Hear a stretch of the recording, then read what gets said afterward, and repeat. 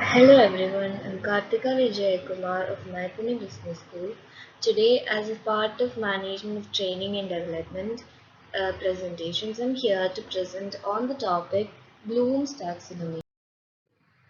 So Bloom's taxonomy is referred to a classification of the various objectives and skills that the trainers use to set for their students or the learners. You can say that it's an actually founded or proposed by Benjamin Bloom in 1956 as a hierarchical framework, and it actually divides or classifies the learning or cognitive learning into different levels, and it's been used in many education for many education purposes as a guiding curriculum development and as an instructional strategy or for an assessment practices. So it is known to have consist for 6 levels, and these 6 levels are actually still being used in many for many training activities or learning activity in many educational institutions or even in big organizations. So, these there are many classifications of the different goals and competencies, and these are actually known as the Bloom's taxonomy.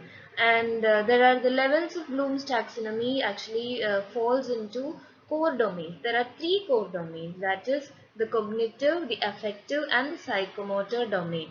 The cognitive is actually involves thinking and experiencing information, which is like more about thinking, like what the which includes from which are listed from the simple to the complex ones. Thinking domain in the sense that it includes knowledge or comprehension, application, analysis, or evaluation. All these things that are all about thinking, like thinking or experiencing of the information.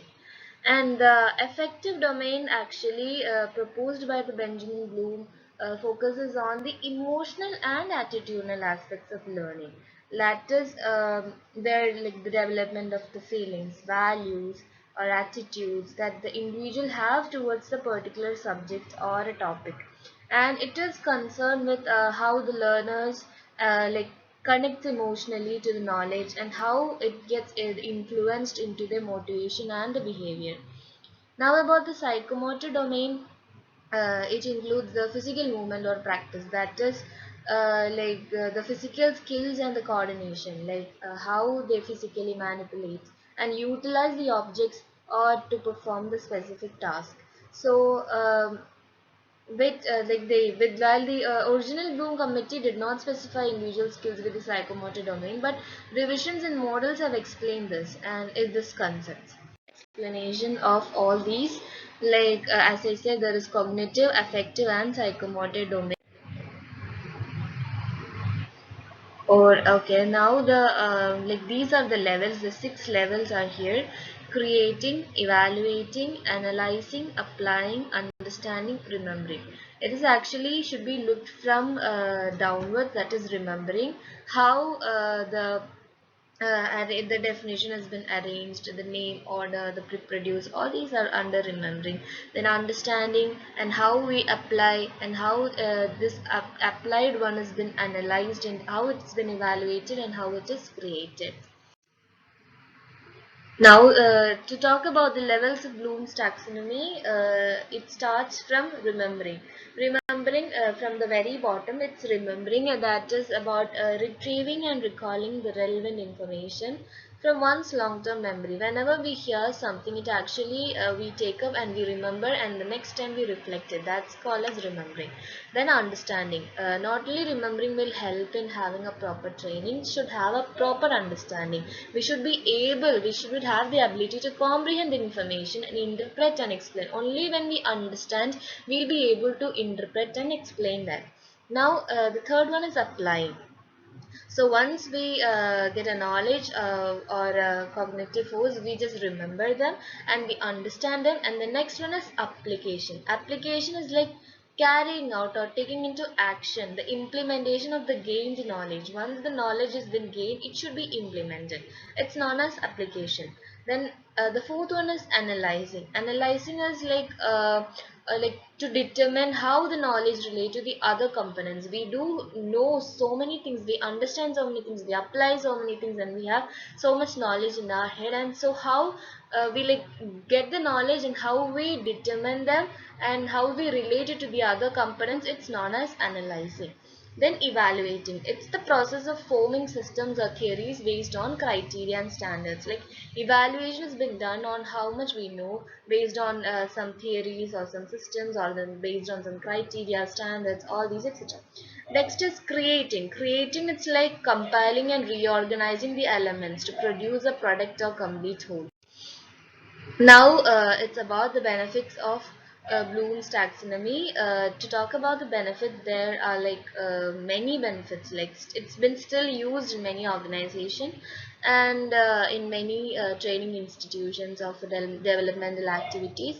So these benefits are like it sets a universal standard. Like Bloom's taxonomy is not for a specific country, it's actually for the whole universe. The whole world still use this, even though some modifications have been done based on some researchers or other models, but still from the primary school to continuing education, it's still being used as a universal standard of learning. Now, it also encourages the learners to think, reflect, and apply new knowledge. Like we know, whenever a person starts learning or whenever a person gets training, the very first thing is that we should like understand and apply, like evaluate all those steps that which was been said in before slides. It actually encourages the learners to think, reflect, and apply the new knowledge that they have learned through the training. It helps instructors create more effective agendas and coursework. When there is a universal standards, the instructors also use it as a guide or as a support system to create more effective agendas and coursework. Then it teach learners how to receive, comprehend, and apply knowledge, and it actually is believed to encourage the higher order through in learners by building up for lower level cognitive skills. So, as I said, Bloom's taxonomy. To sum up, Bloom's taxonomy is uh, it's a classification of the goals and the competencies that the trainer set for pupils or the learners, and this is used to categorize the many levels of cognitive learning, and it was put forth by Benjamin Bloom in 1956 and has gained widespread use in education as a framework for developing curricula, teaching methods, and assessment procedures. And it has got 6 levels and 3 core domains. The 3 core domains are cognitive domain, affective domain, and psychomotor domain. And the six like levels are knowledge, comprehension, application, analysis, synthesis, and evaluation. So this is all about my presentation. Thank you, and I hope it was clear. And once again, thank you.